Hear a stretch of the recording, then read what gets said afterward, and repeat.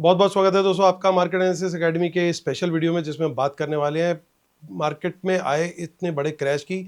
वो मार्केट जो कि ना सिर्फ क्रिप्टो मार्केट बल्कि स्टॉक मार्केट ऑल्सो, बट हम थोड़ा सा ज़्यादा फोकस लेकर के चलेंगे क्रिप्टो मार्केट में, क्योंकि कहीं ना कहीं वहाँ पे ज़्यादा पेन महसूस हो रहा है। और जैसे कि हमारी हेडलाइन भी बता रही है कि क्रिप्टो में भूकंप और रौद्र रूप में ट्रम्प, और ट्रम्प साहब जो है गुस्से में दिखाई दे रहे हैं। साथ में हम लोगों ने ये भी बोला है कि यूएसए वर्सेस चाइना, क्या बिटकॉइन वर्सेस गोल्ड भी हो रहा है क्या? तो इसके बारे में भी बात करेंगे आज हम। चलते हैं अगली स्लाइड पे। ये सब शुरू कैसे हुआ दोस्तों? अगर आप लोगों ने ध्यान दिया होगा ये स्टार्ट कैसे हुआ। So how it all started, अगर आप थोड़ा सा सीरीज ऑफ इवेंट्स को फॉलो करोगे कि रेयर अर्थ मेटल्स का एक्सपोर्टर है सबसे बड़ा चाइना, वर्ल्ड का सबसे बड़ा एक्सपोर्टर है, जो कि ये मोबाइल फ़ोन्स में चिप लगते हैं और उसमें यूज़ होता है। और जितने भी आपके कैमरास बनते हैं, टीवी होता है, मतलब जितने भी इलेक्ट्रॉनिकल और इलेक्ट्रिक आइटम्स होते हैं, इनमें सब जगह यूज़ होता है रेयर अर्थ मेटल। तो उसका सबसे बड़ा जो एक्सपोर्टर है वो चाइना है, और उसने उसका एक्सपोर्ट जो है वो बैन करने की न्यूज़ दी है 9 अक्टूबर 2025 को, इफेक्टिव 1 दिसंबर, यानी 1 दिसंबर 2025 से ये बैन हो जाएगा।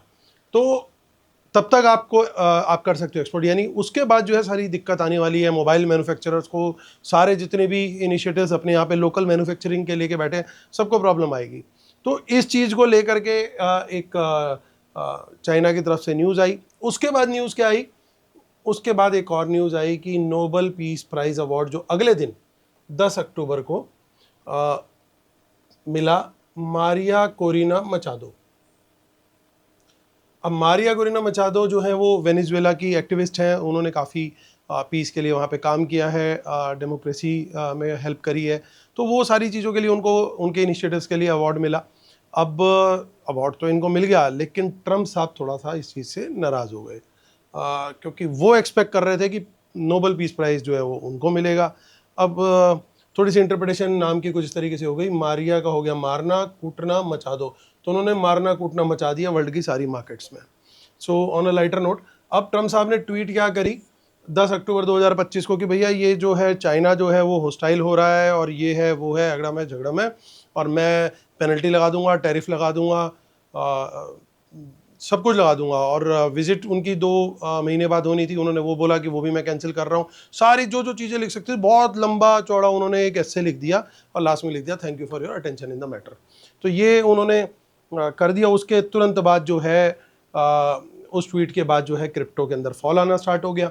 और ना सिर्फ क्रिप्टो में फॉल आया, वर्ल्ड मार्केट में भी फॉल आया। क्रिप्टो का चार्ट तो देखिए थोड़ा सा किस तरह का बना, ये 4 आवर का चार्ट है। 1,05,000 के नीचे चला गया बिटकॉइन। जो विक बना, वो विक बना कुछ यहाँ पे कुछ इस तरह का। सो बाइनेंस इटसेल्फ पे 1,01,516 का लो बना है, जो ये यहाँ पे हाईलाइटेड है 1,01,516। किसी ने नहीं सोचा था 4-5 दिन पहले ये 1,26,000 के हाई पे था, वहाँ से 1,01,000 आ जाएगा, यानी लगभग 25% की रिट्रेसमेंट आई है।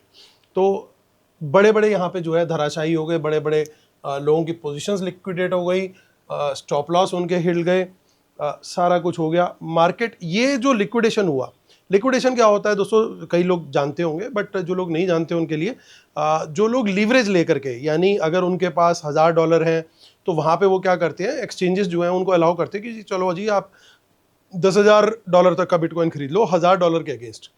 लेकिन द मोमेंट वो वैल्यू उसकी 9,000 के नीचे आएगी, वो आपकी पोजीशन पूरी लिक्विडेट हो जाएगी। वो थोड़ा सेफ्टी मार्जिन लेके चलते हैं। तो 9,200 वैल्यू रह गई, तो आपने तो 1,000 ही दिए थे, तो आपने $1,000 दिए,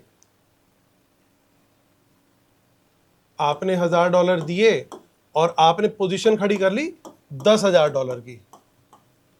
ठीक है, अब हुआ क्या, जैसे ही वैल्यू आ गई समवेयर अराउंड $9,200, तो आपके अकाउंट में ड्रॉ डाउन आ चुका है $800 के आसपास का। वो आपका अकाउंट पकड़ करके एक्सचेंज ऑटोमेटिकली, उनके सॉफ्टवेयर होते हैं, ऑटोमेटिकली उन्होंने लिक्विडेट कर दिया। आपका काट पीट करके कुछ 100, 150, $200 के करीब बच गया आपके अकाउंट में। और लेकिन आपकी पोजीशन जो थी $10,000 वाली, वो पूरी की पूरी मार्केट रेट पे सेल हो गई। तो इस तरीके से लिक्विडेशन जो है वो वर्क करता है एक्सचेंजेस पे। ये मेरा पर्सनली मानना है ये कभी नहीं करना चाहिए।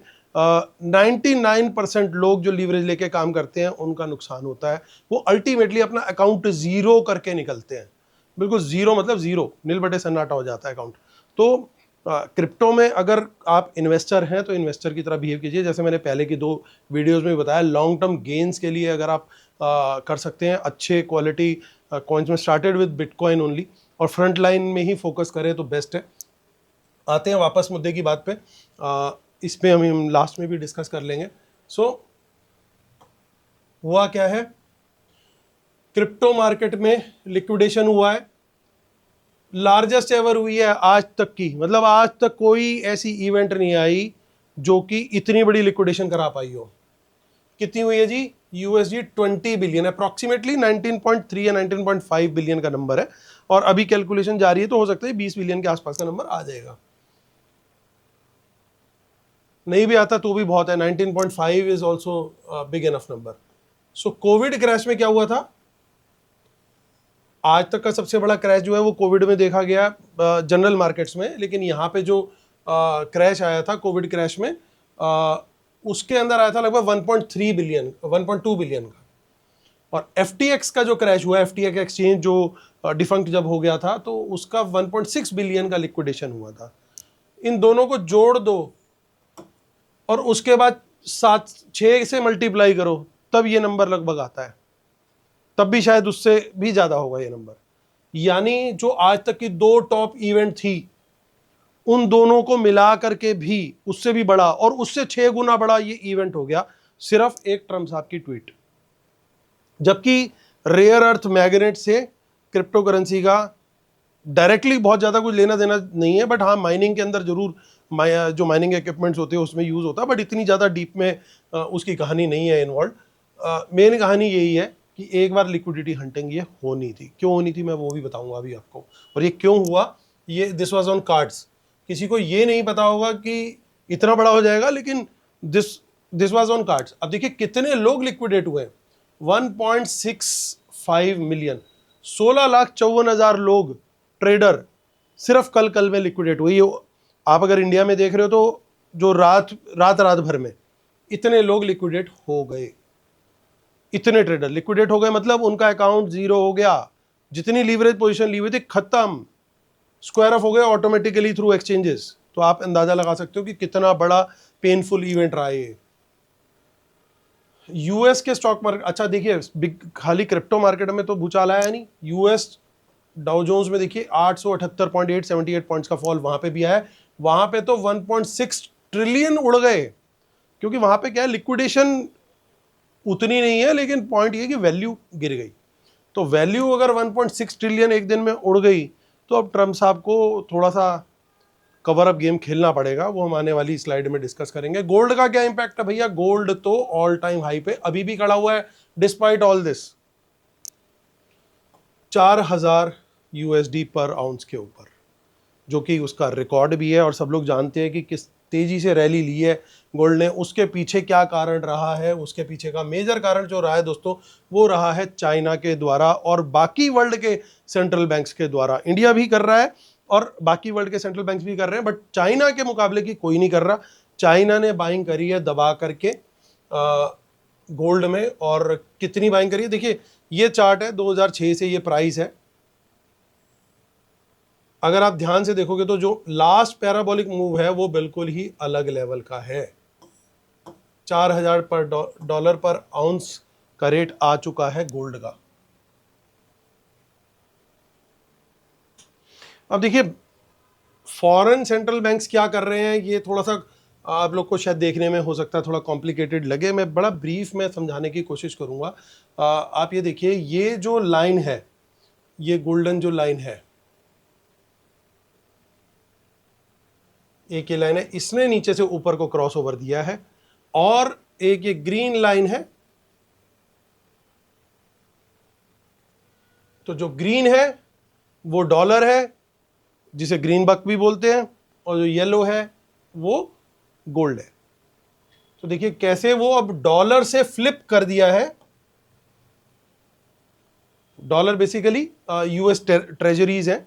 सो यूएस ट्रेजरीज अब उनकी कम हो गई हैं as compare to their dollar,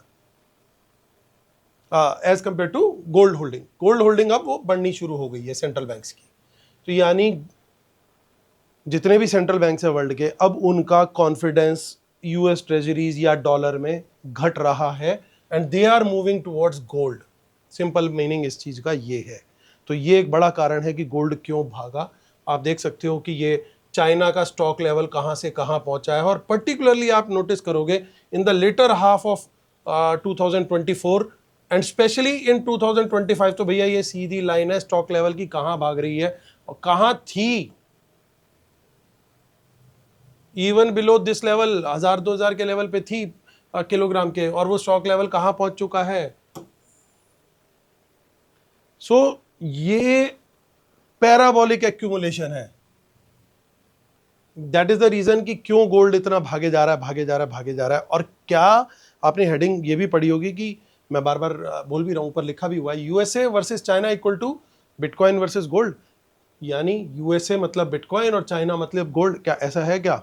strategy इस समय तो यही लग रही है। बड़ी सिंपल सी बात है, क्योंकि स्ट्रेटेजी इसलिए लग रही है कि गोल्ड लगातार एक्यूमुलेट करता चला जा रहा है चाइना, इन्वेंट्रीज घट नहीं रही है उसकी, लगातार बढ़ती जा रही है। वही सिमिलर चार्ट है यहाँ पे भी, ट्रेजरी होल्डिंग घट रही है और गोल्ड बढ़ता जा रहा है। These are the treasury holdings. जो ट्रेजरी होल्डिंग का ये खाली चाइना की बात है। वो जो पिछला चार्ट था that was all central banks, this is China treasury holdings and this is China gold holdings. तो आपको बड़ा क्लियरली नजर आ रहा होगा वर्ल्ड का सबसे बड़ा holder by the way US treasuries का जो है वो चाइना है, लेकिन वो लगातार अब डंप करता जा रहा है यूएस ट्रेजरीज को, और उसके अगेंस्ट वो बाय कर रहा है गोल्ड को। कारण क्या है? सिंपल सी बात है, बहुत ज़्यादा अनलिमिटेड प्रिंटिंग हुई है डॉलर की। मैंने अपने पिछले वीडियोस में भी लगातार एक्सप्लेन किया कि किस तरीके से यूएसए ने एडवांटेज लिया अनलिमिटेड करेंसी प्रिंटिंग का, क्योंकि जस्ट बिकॉज उनका जो डॉलर है वो हर जगह पे एडॉप्शन में है, तो उनको एक एडवांटेज है, जितना मर्जी छापो और कुछ भी कहीं से इंपोर्ट करा लो, उनका डॉलर तो लोग एक्सेप्ट कर ही लेंगे। लेकिन चाइना ने इस चीज़ को रियलाइज़ किया कि इट्स हाई टाइम कि अब वो डॉलर से अपने को डिटैच करे, क्योंकि उसकी जो एसेट्स थे वो सारे यूएस ट्रेजरीज के अंदर प्रीडोमिनेंटली पड़े हुए थे। तो उन्होंने अब गोल्ड के अंदर शिफ्ट करना शुरू कर दिया, which is considered to be the world safest haven. अब यूएस के पास क्या बचता है अपने डॉलर को बचाने का? जो उसका लार्जेस्ट होल्डर है उसकी ट्रेजरीज का, वो तो लगातार बेचे चले जा रहा है, तो उसके पास तो ले दे करके वही प्लान है जो हम डिस्कस कर चुके हैं, एंड दैट इज बिटकॉइन। और बिटकॉइन में भी इतना बड़ा गिरावट आ गया। तो वो गिरावट इतनी बड़ी क्यों आ गई? वो गिरावट आने का कारण क्या था? वो कारण ये था कि सॉल्यूशन जो था वही कारण बना। ये चीजें कहीं ना कहीं ऑलरेडी यूएसए एनविसाज कर रहा था, एक्सपेक्ट कर रहा था, एंटिसिपेट कर रहा था कि भैया ये ऐसा हो सकता है, इसलिए उन्होंने मार्केट स्ट्रक्चर एक्ट एक लेकर के आए हैं। वो ऑलरेडी अंडर डिस्कशन है और जल्दी शायद उम्मीद है पास हो जाएगा। उसके अंदर क्या होने वाला है, वो एक्ट क्या करेगा, जितने भी एक्सचेंज हैं उनको बड़ा क्लियरली बोलेगा भैया तुम कस्टमर के फंड और अपने कंपनी के फंड को अलग से दिखाओ। ये कई सारे एक्सचेंज क्या करते हैं जो शायद ओवरसीज भी हैं, वो सब मिक्स करके दिखाते हैं, और वो यूएस के सिटीजन्स के अकाउंट भी एक्सेप्ट करते हैं। तो जहाँ पे भी यूएस के सिटीजन का अकाउंट एक्सेप्ट होगा, वहाँ पे यूएस जो है अपनी पावर है उसकी, तो वो बोलेगा बड़ा साफ साफ कि अगर तुम्हें हमारे सिटीजन्स के अकाउंट अगर रखने हैं तो तुम्हारे को सेग्रीगेशन करके रखना पड़ेगा ताकि ट्रांसपेरेंसी रहे। उसका क्या फ़ायदा होगा कि आपके फंड्स अगर सिक्योर रहेंगे तभी वो कल को आपकी अपनी ऑब्लिगेशन जो है ऑनर कर पाएगा। पता लगा आप विड्रॉल करने गए और वो कहे जी वो तो मेरे से पैसे खर्च हो गए, या वो हमने खुद ही कोई ट्रेड ले लिया था, गड़बड़ हो गया, या हैकिंग हो गई, या ये हो गया, वो हो गया। लेकिन वो ट्रांसपेरेंटली अगर चीज़ दिखती रहेगी तो प्रॉब्लम नहीं है। रियल टाइम ट्रेड रिपोर्टिंग और प्रूफ ऑफ रिजर्व्स भी लगातार दिखाते रहो, ट्रांसपेरेंसी बनी रहे, दैट इज़ वेरी इंपॉर्टेंट। और इनसाइडर ट्रेडिंग बहुत ज़्यादा होती है। खुद ही बहुत सारे बड़े बड़े एक्सचेंज, मैं नाम नहीं ले सकता, लेकिन बहुत सारे बड़े बड़े एक्सचेंज ऐसे हैं जिनके ऊपर लगातार एलिगेशन चलते हैं कि ये लोग बार बार बीटीसी के प्राइस को, क्रिप्टो के प्राइसेस को डंप करते हैं ऊपर से नीचे, ताकि लिक्विडेशन जो है वो कर सके, क्योंकि इनको पता होता है, इनके पास तो सारा रिकॉर्ड है कि कहाँ पे स्टॉप लॉस लगे हुए हैं लोगों के, वहाँ तक प्राइस को गिराया, उनकी पोजीशन खत्म हुई, वहाँ पे अपनी बाइंग करके वापस दोबारा प्राइस को ऊपर लेकर के चले गए। ये सारी चीज़ें जो हैं, जो मॉल प्रैक्टिसेस जिन्हें बोलते हैं एक्सचेंजेस के द्वारा, ये सारी बंद करने के लिए ये मार्केट स्ट्रक्चर एक्ट बनाने की बात हो रही है। तो इनसाइडर ट्रेडिंग जो एक्सचेंज वाले खुद करते हैं, करवाते हैं, वो सारी चीज़ें बंद हो। और अगर ये कहीं पकड़े जाते हैं तो रेगुलेटर इन्हें पनिश भी कर सकें, क्योंकि भैया कुछ डंडा होगा तभी तो थोड़ा सा एक्सचेंज वाला ठंडा होगा। और इससे क्या होगा कि ज़्यादा ट्रांसपेरेंसी आ जाएगी, सेफ होगा, ट्रस्ट बढ़ेगा, फ्रॉड घटेगा और प्राइस मैनिपुलेशन भी घटेगी। बिटकॉइन स्ट्रॉन्गर होगा, क्लीनर एंड मोर लेजिटिमेट हो जाएगा, जबकि एक्सचेंजेस को रेगुलेटेड फाइनेंशियल इंस्टीट्यूशंस की तरह बिहेव करना पड़ेगा। तो बड़ी अच्छी सोच है मार्केट स्ट्रक्चर एक्ट को लेकर के, और ये पता था ऑलरेडी इन लोगों को कि भैया ये एक्ट अभी आने वाला है, उससे पहले पहले एक बड़ी गेम खेल दो। और बड़ी गेम खेल करके कितना पैसा उड़ा दिया? $20 बिलियन। अब सुनने में $20 बिलियन शायद उतना ज़्यादा भी ना लगे, क्योंकि 20 है, अगर आप इसको मिलियन में कन्वर्ट करोगे तो $20,000 मिलियन कल में उड़ा है। तो बहुत बड़ा नंबर है, और बहुत सारे लोग, मैंने जैसे बताया 16 लाख ट्रेडर की कैपिटल उड़ गई, या उनके एटलीस्ट लीवरेज लॉन्ग तो उड़ी गए मोस्टली। इसके अंदर शायद कुछ जो ब्रेकअप आया था उसमें $2.5 बिलियन जो है वो शॉर्ट्स वाले भी उड़े हैं, क्योंकि वो ऊपर जिगजैग मारता है मार्केट में, बीच में एकदम सीधी लाइन तो नहीं जाता। बाकी का सारा जो है वो सारा लॉन्ग ही लॉन्ग है। तो यू कैन इमेजिन कि कितनी बुरी हालत हुई है। अब ये ग्लोबल मनी सप्लाई का मैं लगातार आप लोगों से बात करता था, पिछले दोनों वीडियोस में भी मैंने अपडेट शेयर करी है। तो ग्लोबल मनी सप्लाई का जो ये चार्ट है वो ग्रीन वाली ग्लोबल मनी सप्लाई है, और येलो वाली जो है वो बिटकॉइन का चार्ट है। तो अगर आप ध्यान से देखोगे तो यहाँ पे क्या दिखाई दे रहा है हमें, यहाँ पे ये ऊपर गया, और यहाँ पे ये थोड़ी ग्लोबल मनी सप्लाई ने करेक्शन ली है। इफ यू सी, ये अभी अक्टूबर जब से स्टार्ट हुआ है, अक्टूबर के स्टार्टिंग से, यहां से ये अक्टूबर का स्टार्ट है, तो अक्टूबर के स्टार्ट से इन्होंने ग्लोबल मनी सप्लाई में थोड़ी सी करेक्शन आई है। तो वो करेक्शन, क्योंकि बीटीसी क्या है, वो लैग करके चलता है 90 दिन फ्रॉम दैट, तो यहां पे इसने भी करेक्शन ले ली। ये भी कहीं ना कहीं यहाँ तक देखिए लगभग 1,07,000 या 8,000, जो भी 1,01,000 तक यहाँ पे आ गया, तो इसने भी करेक्शन ले लिया। चार्ट अपडेटेड नहीं है, बट इफ यू सी वो कोरिलेशन चल रहा है। और इसके बाद क्या होगा, इसके बाद ये दोबारा रिज्यूम करना चाहिए, तो फिर ये जा करके रिज्यूम करेगा। तो क्या कोई होप है? तो आ जाते हैं होप के बारे में बात कर लेते हैं। भैया क्या सीन है, वे फॉरवर्ड क्या है, क्या करना चाहिए हमारे को? तो सबसे पहली चीज क्या है? सबसे पहली चीज ये है, इस शेकआउट से क्या हुआ, वीक हैंड्स आर आउट। जितने भी वीक हैंड्स हैं वो साफ हो चुके हैं। इस समय मार्केट के अंदर ओनली स्ट्रॉन्ग हैंड्स बचे हैं। हाँ, कोई सोया रह गया हो, अभी उठे और उसे पता लगे भाई यार रात को ये हो गया, खुलते ही बेचूं वाला, हो सकता है कुछ थोड़ा बहुत परसेंटेज हो। लीवरेज आउट है, अब किसी के बस की नहीं है इस समय कि वो अब लीवरेज लेकर के ट्रेडिंग कर ले, particularly on the long side. तो लीवरेज आउट है, स्पेशली लॉन्ग वालों की, उनकी तो बिल्कुल हालत इस समय खराब है। Crypto grid and fear index जो है वो ट्रैक करता है कि भैया आप ये एक तरीके के समझ लीजिए RSI नहीं है, ये बहुत सारे फैक्टर्स को मिला करके बनता है। और 80 के ऊपर, 75 के ऊपर इसको भी थोड़ा सा रिस्की मानते हैं, और 20s में आ जाता है तो ये इसको थोड़ा सा अच्छा मानते हैं। 20 के नीचे तो बिल्कुल ही पैनिक वाली सिचुएशन है। तो ये 27 आ गया है, और एक दिन पहले ये 64 था। मतलब एक ही दिन में इतनी बुरी हालत कर दी कि 64 से 27, इतना बड़ा करेक्शन भी मैंने crypto grid and fear index में नहीं देखा है। तो ये इंडेक्स एक बेसिकली साइकोलॉजिकल इंडेक्स है, और इस समय किसी को समझ नहीं आ रहा कि वो कुछ बाय करे। बाय की कोई नहीं सोच रहा, सबको लग रहा है कि गेम ओवर हो गया, गेम खत्म हो गया, क्रिप्टो का हाई बन गया, सबको ये चीज लग रही है। लेकिन और एक और इंपॉर्टेंट चीज दोस्तों मैं जिसकी बात करता हूं, एक्सचेंज बैलेंस वो ऑल टाइम लो पर है अभी भी ऑल टाइम लो पे एक्सचेंज बैलेंस होने का क्या मतलब है? इसका मतलब ये है कि लगातार वहां से बिटकॉइन विड्रॉ हो रहे हैं, और विड्रॉल कौन करते हैं? Big hands. जो छोटे छोटे इन्वेस्टर होते हैं वो अपने बैलेंसेस एक्सचेंजेस पे मेंटेन रखते हैं। अब एक्सचेंजेस से अगर कॉइन हट रहे हैं, यानी बड़े लोग खरीद रहे हैं, और वो धीरे धीरे माल लेके जा रहे हैं, और कल के डिप के बाद भी बैलेंस में कोई बड़ा इंपैक्ट नहीं आया। कोई बड़ा इंपैक्ट का मतलब सिर्फ +6 पिछले 10 घंटे का डेटा है। 6 बिटकॉइन बड़े हैं एक्सचेंजेस पे, ओनली 6, नॉट 6000, ओनली 6। तो ये बिल्कुल फ्लैट आउटकम आया निकल करके इस चीज का। फ्लैट आउटकम का मतलब क्या है कि बैलेंसेस वहीं पे हैं, वीक हैंड निकल चुके हैं, लीवरेज हट चुकी है, लोग डरे हुए हैं और बैलेंस हिले नहीं। और इसके ऊपर क्या हुआ कि ट्रम्प साहब ने क्लैरिफिकेशन दे दी रात को, जब उन्होंने देखा हाँ भाई ये हो गया, तो उन्होंने भी फिर आकर के क्लैरिफिकेशन दी कि भाई मेरा पक्का नहीं है मैं मिलूंगा कि नहीं मिलूंगा। पहले उन्होंने मीटिंग कैंसिल कर दी थी जाइपिंग के साथ, अब उन्होंने बोल दिया कि मेरा पक्का नहीं है कि मैं मिलूंगा कि नहीं मिलूंगा, मैं हो सकता है मिल भी लूँ, हो सकता है नहीं भी मिलूँ। तो अब वो मीडियम सी बातें करने लग गए हैं। तो कहा तो पहले बिल्कुल खराब वाली बात कर दो, उसके बाद आकर के थोड़ी सी मॉडरेट बात कर दो, फिर उसके बाद एक्चुअल में जाके 2 हफ्ते बाद मिल भी लो। तो ये जो है ये थोड़ा सा, मुझे तो लगता है यार ग्लोबल मार्केट्स के लिए सबसे बढ़िया यही है कि ये वर्ल्ड लीडर्स जो है वो सोशल मीडिया पे होने ही नहीं चाहिए।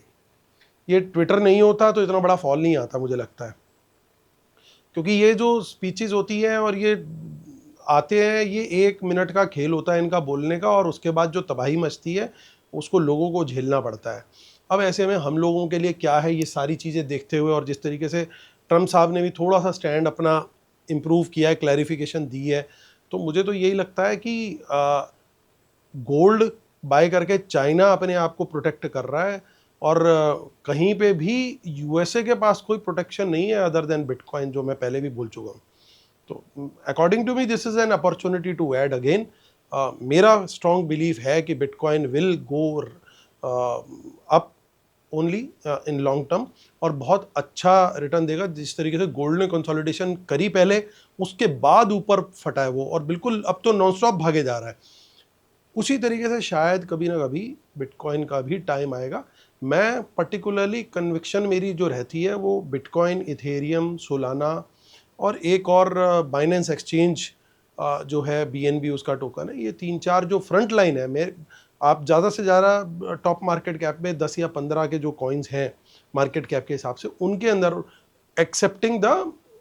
एक्सक्लूडिंग द मीम कॉइन्स, उनको हटा करके जो टॉप 10-15 हैं उसके अंदर अपना पोर्टफोलियो बनाने की सोच सकते हैं। This is a very good opportunity.